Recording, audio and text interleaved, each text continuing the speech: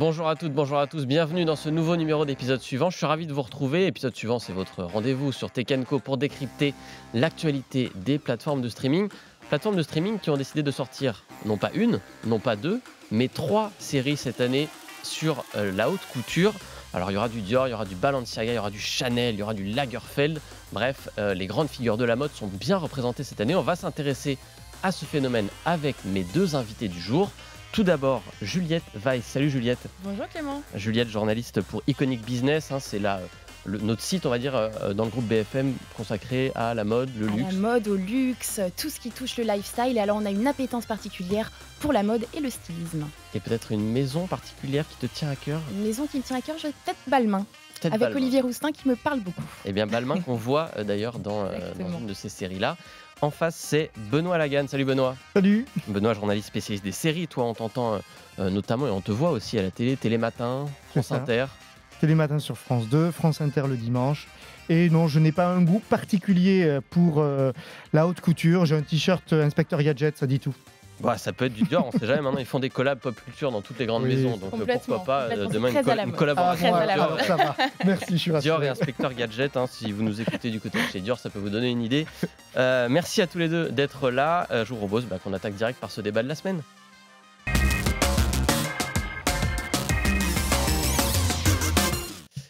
Et je l'ai donc dit, l'actu, c'est la sortie quasi simultanée déjà en ce début d'année de 2 séries sur la haute couture. Il y a d'abord eu Cristobal Balenciaga, série portrait, sortie sur Disney+ fin janvier. Et ce qui nous intéresse, c'est tout récemment la sortie le 14 février sur Apple TV+, de The New Look.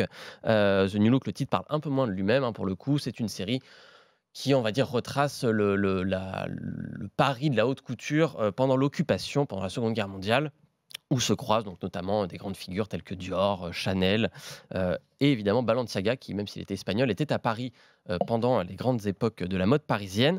Les 2 séries se croisent, d'ailleurs c'est assez intéressant, on va en parler un peu plus tard, mais d'abord je voulais qu'on fasse un petit point historique. Voilà, c'est un peu notre moment culture-histoire. Avec toi Juliette, The New Look, c'est donc le nom de cette série, mais c'est aussi un vrai terme, une expression liée à la mode. C'est quoi The New Look ? Tout à fait, alors c'est une expression qui est sortie 2 ans après la fin de la guerre, quand Christian Dior a fait son premier défilé Avenue Montaigne. Et en fait, c'est une expression qui a été citée, qui a été vraiment une formulation, The New Look, par Carmel Snow, qui était la rédactrice en chef de Harper's Bazaar. Et elle a eu ces mots à la fin du défilé.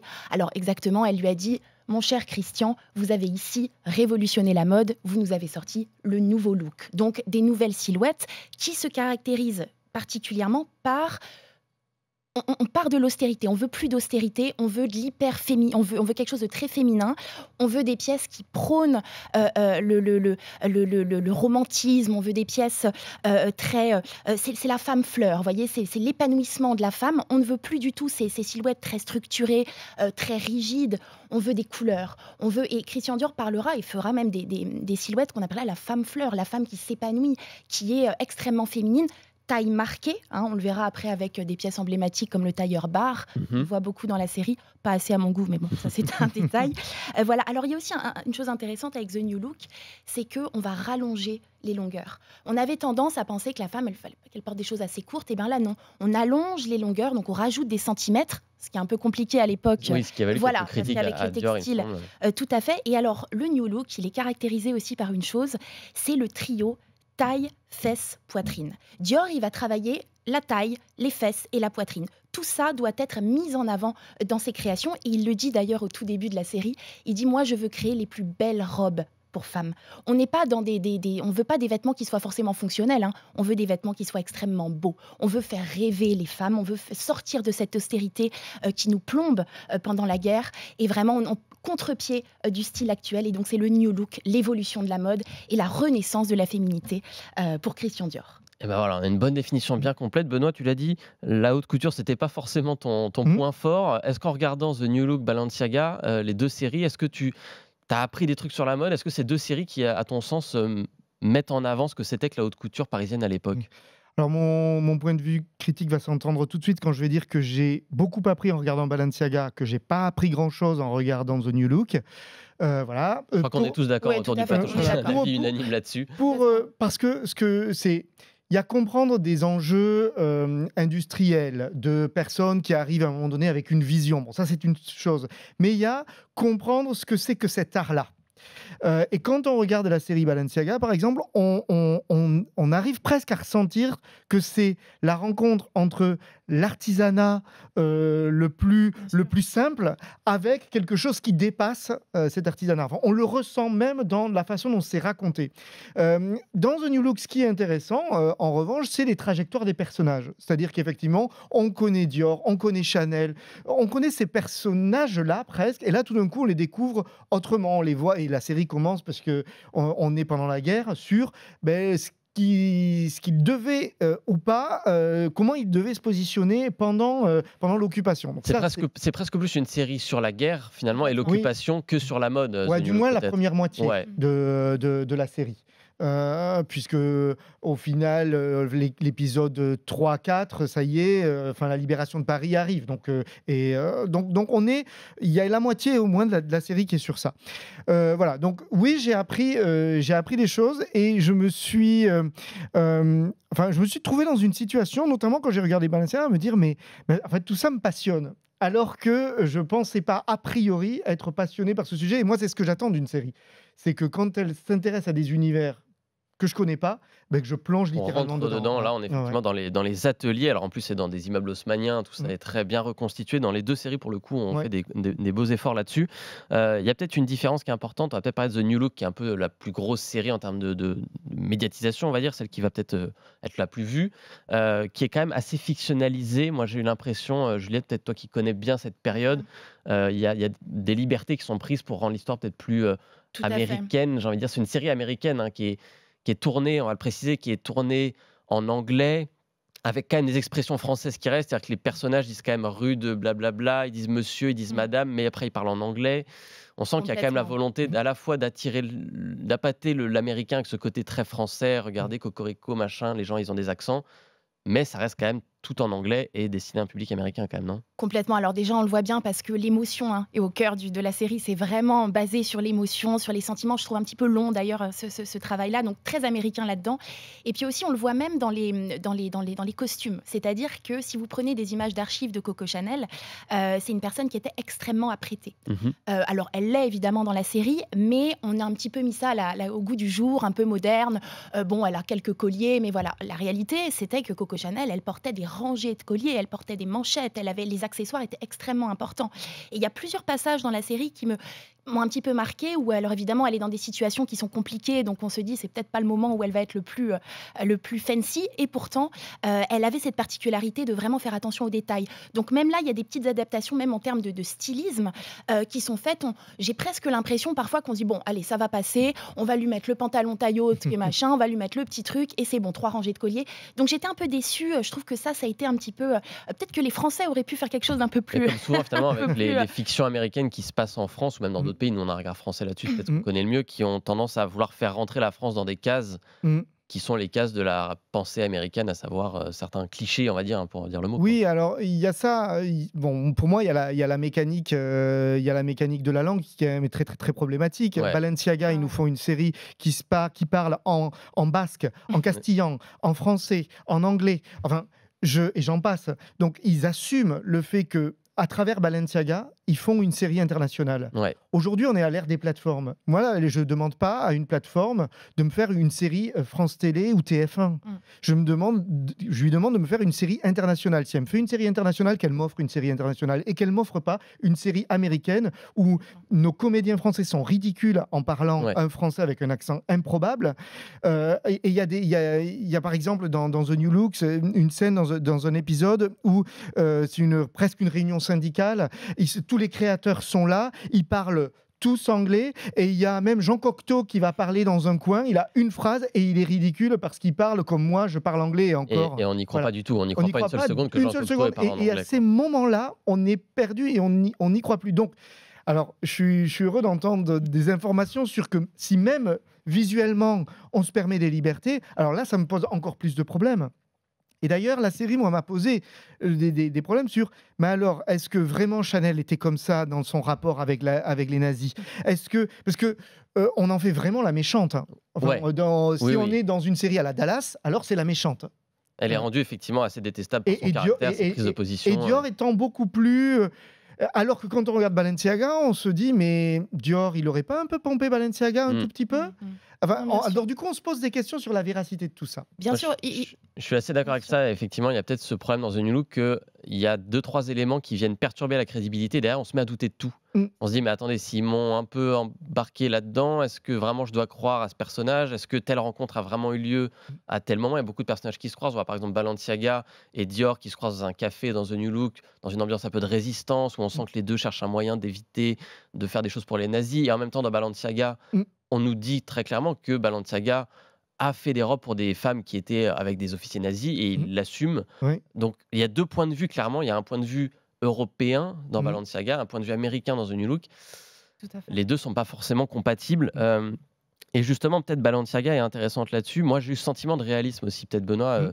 que tu as ressenti. Tu disais, on est plus embarqué Oui. dans la mode aussi, dans ce que c'était que de faire du textile à l'époque, dans une Mhm. période compliquée par ailleurs, Oui, parce et de ce que que c'est que de créer des vêtements en fait. Parce que si on compare par exemple les deux séries, il y a une scène à peu près équivalente où ils recherchent le bon tissu. Ouais. Et où ils ont besoin du bon tissu. Dans l'un, ça devient juste une marchandise comme on refourguerait un dossier dans une chemise avec 3 feuilles A4 à l'intérieur. Et dans l'autre, on sent que l'artiste qui va travailler cette matière a besoin de la toucher, de la sentir. On a, comme dans les bonnes émissions culinaires, où quand on voit un plat, en fait, on a envie derrière de le déguster. Et ben là, il y a un rapport à ça. Et ce qui est par ailleurs très très bien raconté dans Balenciaga, et là on peut comparer aussi, c'est-à-dire que on voit le couturier aller sur ces terres, rencontrer l'endroit d'où il vient, et on voit des personnes qui font des filets de pêcheurs, où on sent que pour créer ce filet, il y a une façon de raconter finalement, la façon dont on montre ces pêcheurs de la même manière, avec autant de tendresse et de finesse, alors que dans l'autre, on voit juste Dior qui va voir à un moment donné sa famille, et on a l'impression que tout est déconnecté. Et donc ça pose des vrais problèmes, parce que finalement, les séries ont des points de vue et nous racontent des choses sur cette période. Et voilà. Donc moi, j'attends que. Enfin, finalement, effectivement, il y a des soucis de fond, il y a des soucis. c'est pas mal. Il y a des soucis de forme aussi. On peut quand même regarder, on peut comparer parce qu'il y a 2 Christian Dior. Il y en a un dans chaque série qui apparaissent. Il y a clairement un Christian Dior qui ressemble à Christian Dior. C'est celui de Balenciaga, qui était plutôt un homme assez âgé déjà à l'époque, avec le crâne, on va dire, un peu dégarni, les cheveux blancs. Et d'un autre côté, on a The New Look qui nous présente un Dior un peu plus jeune, avec tous ses cheveux, qui est incarné par un acteur effectivement hollywoodien qu'on connaît, Ben Mendelsohn, qui par ailleurs n'est pas mauvais dans cette série, qui joue très bien ce rôle. Mais on n'a pas misé sur cette crédibilité qui, en tout cas, voilà, c'est 2 approches différentes. Après, chacun y trouvera son bonheur sans doute. Je voulais aussi qu'on s'intéresse, parce que du coup, c'est ces figures qui reviennent, Balenciaga, Dior, Chanel, qu'on voit dans les 2 séries. Qui impulse cette mode parisienne. Chanel l'avait impulsé avant, les 2 autres l'ont renouvelé. Nous, on est très franco-français sur ce plateau. Évidemment, on a envie de dire que tout ça, c'est la fierté de la France, que ces gens aujourd'hui restent à l'international des noms très connus. Est-ce que c'est le cas? Est-ce qu'on peut vraiment dire, Juliette, que Chanel, que Dior, que Balenciaga, dans un sens, même s'il était espagnol, participait de ce mouvement, ont vraiment révolutionné l'histoire de la mode et sont aujourd'hui encore des figures indépassables? Alors c'est absolument ça, ils ont révolutionné le monde de la couture et ça reste des noms, des entités, et ça c'est assez incroyable, parce que je pense pas qu'aujourd'hui on ait de tels talents, enfin en tout cas une telle envergure aujourd'hui autour de noms de la mode. Alors il y a quelque chose qui est intéressant, c'est comment est-ce qu'aujourd'hui les maisons utilisent les archives de ces grands créateurs. Comment est-ce qu'aujourd'hui, si on est nommé chez Dior, comment est-ce qu'on travaille? Pourquoi est-ce que je suis chez Dior et pas, voilà. On va citer Dior et on va citer Balenciaga. Dior, c'est réussi. Aujourd'hui, c'est Maria Grazia Chiuri qui est à la direction artistique de Dior, et on voit bien qu'elle fait un travail monumental sur les archives. On aime ou on n'aime pas, mais il y a vraiment une recherche, et on le voit dans la série. Ça veut dire qu'elle part des pièces déjà et elle part aussi conçues. de l'histoire de Dior. Il y a une chose qui est intéressante qu'on voit dans la série, il est très superstitieux, Dior. Il va, vous savez, les tarots, il a tout. Alors ça, c'est un petit peu particulier, parce que et tout ça, Maria Grazia Chiuri l'a travaillé. Je pense notamment au défilé haute couture printemps-été 2021, qui fait apparaître sur les robes l'Europe des tarots, on a vraiment des signes astrologiques qui reviennent, on a vraiment tout l'univers du divinatoire qui est étudié, qui prouve bien un peu le lien qu'il y a encore avec les archives. On a aussi le côté, vous savez, le rapport aux fleurs qu'avait Dior, le parfum Miss Dior, toutes ces roses. Ça encore, c'est utilisé aujourd'hui pour créer, pour conserver les archives. Chez Balenciaga, c'est pas du tout le cas. Si vous voyez les derniers défilés Balenciaga, on est assez loin de l'esthétique. En tout cas, on est complètement, c'est radical. On est sur du sportswear, on est sur quelque chose de. Là, on est vraiment, on s'en fiche si on peut, on s'en fiche des archives. On recrée quelque chose. Chez Dior, on a encore Chanel aussi beaucoup. On a beaucoup le travail d'archives, des codes de la maison qui sont repris, et même la personnalité des créateurs qui est remis en avant. Donc Chanel et Dior, Balmain aussi, mais d'une façon encore un peu différente. On va retenir Chanel et Dior qui, eux, continuent à briller et sont au firmament des créateurs de mode. Et ces créateurs, donc on voit d'un point de vue purement, j'ai envie de dire, sériel, est-ce que ça en fait des bons personnages? Parce que c'est pas tout, certes, ils faisaient des jolies choses, mais est-ce que leurs trajectoires t'ont paru, toi, Benoît, intéressantes à raconter? Moi, je pense que tout personnage est bon à raconter quand c'est bien écrit. Et Balenciaga, ça part d'un mystère. On ne sait pas qui est ce type, en réalité. Il ne parlait jamais. Mais même aujourd'hui, nous, Oui, et j'écoutais à l'instant, effectivement, on ne s'imagine pas ce que Balenciaga a pu faire avant, juste quand on voit comme ça. Donc, il y a un mystère. Et ce mystère, il faut le révéler. Et on voit bien jusqu'à la fin de la série que même Balenciaga lui-même, il supporterait pas de voir ce qu'on a fait de son nom. Complètement. Dans ce qu'on fait aujourd'hui. Donc ça, c'est de la matière à fiction. Il y a quelque chose, il y a de la friction qui permet d'avancer. Dans l'histoire telle que nous la raconte The New Look, pourquoi pas puisque, effectivement, si on part du principe que ces couturiers-là, pour pouvoir maintenir le travail, leur vie économique pendant la guerre ont dû s'accommoder avec ça. Ça peut faire une vraie matière à fiction. Mais pour ça, faut se dire qu'on va raconter peut-être autre chose que juste des coucheries entre des personnages, par exemple.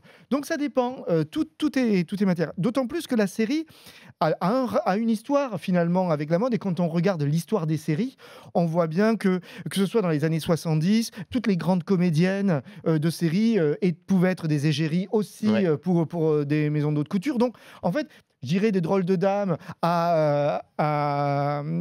jusqu'à aujourd'hui, il y a eu une histoire avec la haute couture. Donc, pourquoi pas tout sujet est bon en série. Alors, je voudrais qu'on termine d'un mot ouvrir sur cette troisième série qui va arriver. Donc, pour l'instant, on n'a pas de date exacte. C'est courant 2024. Ce sera sur Disney+, une série qui s'appelle Kaiser Karl, qui est donc consacrée à Karl Lagerfeld.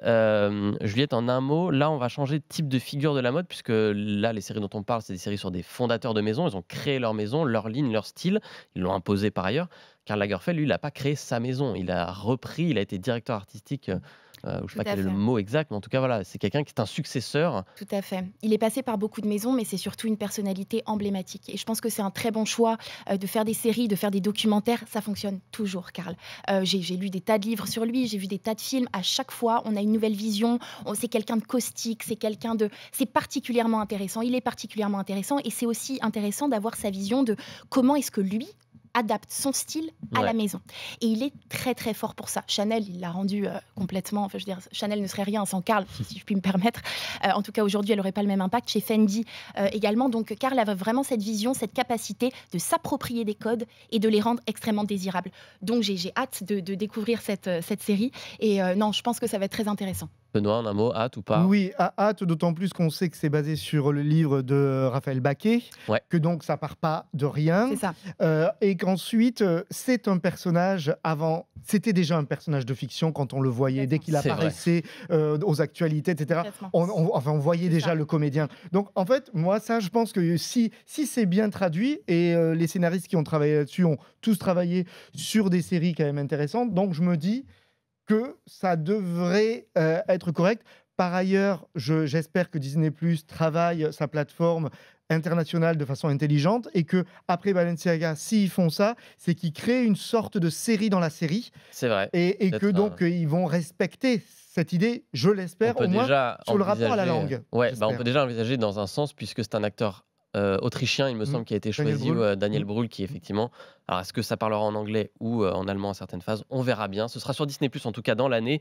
3e série consacrée à la haute couture. Je pense que ça va nous permettre de mieux nous habiller tous, sauf Juliette, qui évidemment s'y connaît déjà. Mais Benoît et moi, je pense qu'on a besoin de quelques petits conseils pour varier nos tenues. Ça, c'est pour les séries qui sont déjà sorties. On va en passer à d'autres, mais pas sur la haute couture. C'est nos séries de la semaine.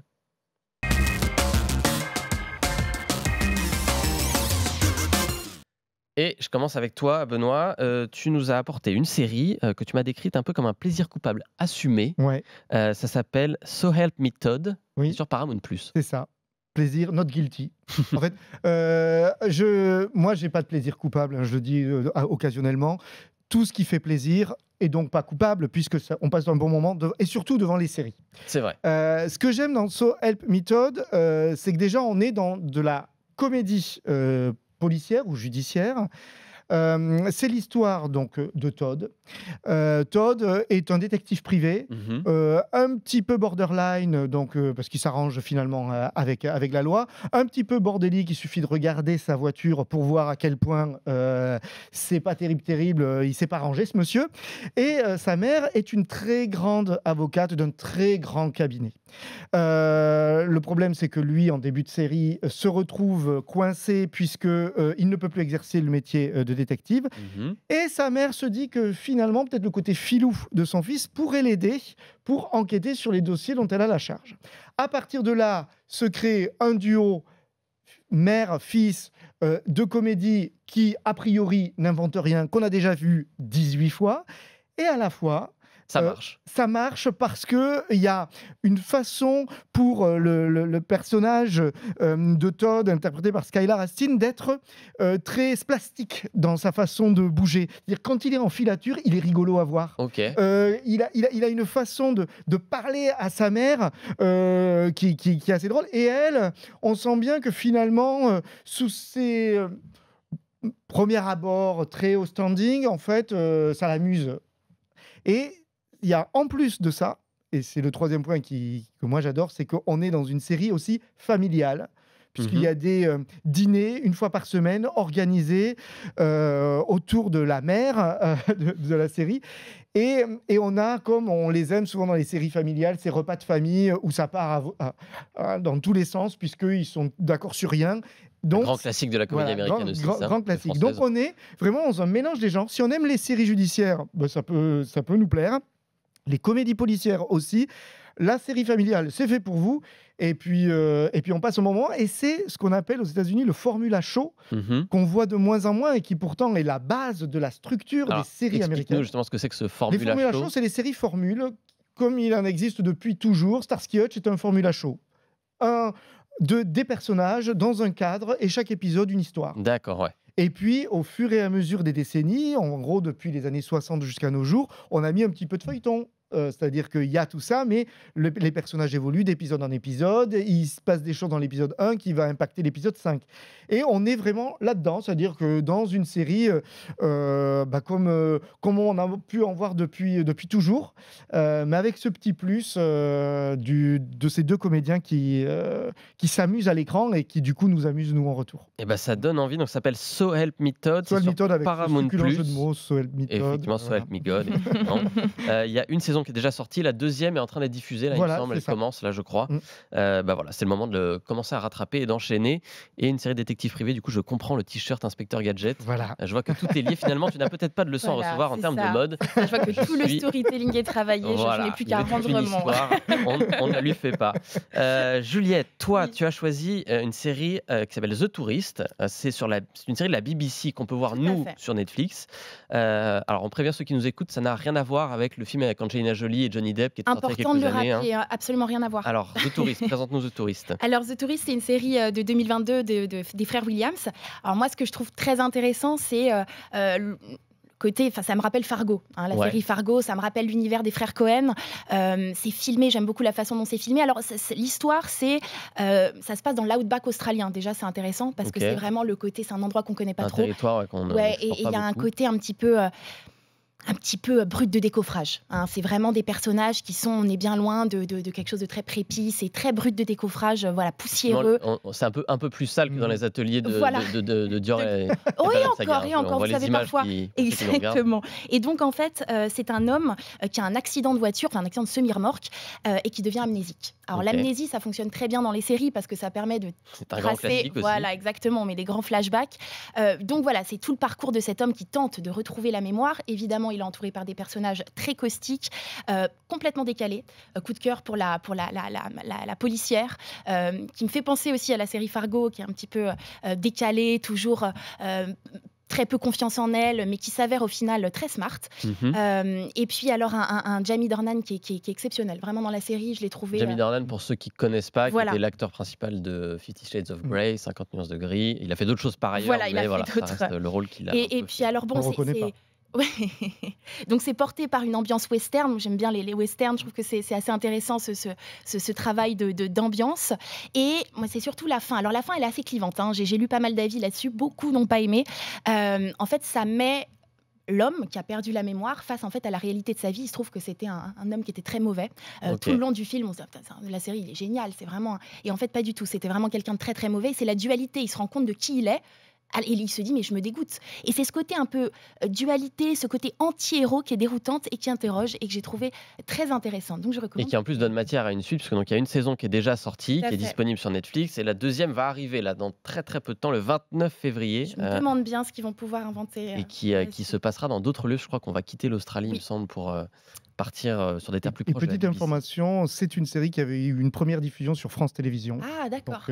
Voilà, France Télévisions qui repère toujours des bonnes séries et Netflix qui ne fait que copier les bonnes séries des diffuseurs français évidemment. Après c'est contenu BBC, hein. La BBC c'est toujours très quali. On aime beaucoup ce que fait la BBC. Et ben voilà, c'est à regarder. Donc soit So Help Me Todd sur Paramount+, soit The Tourist sur Netflix.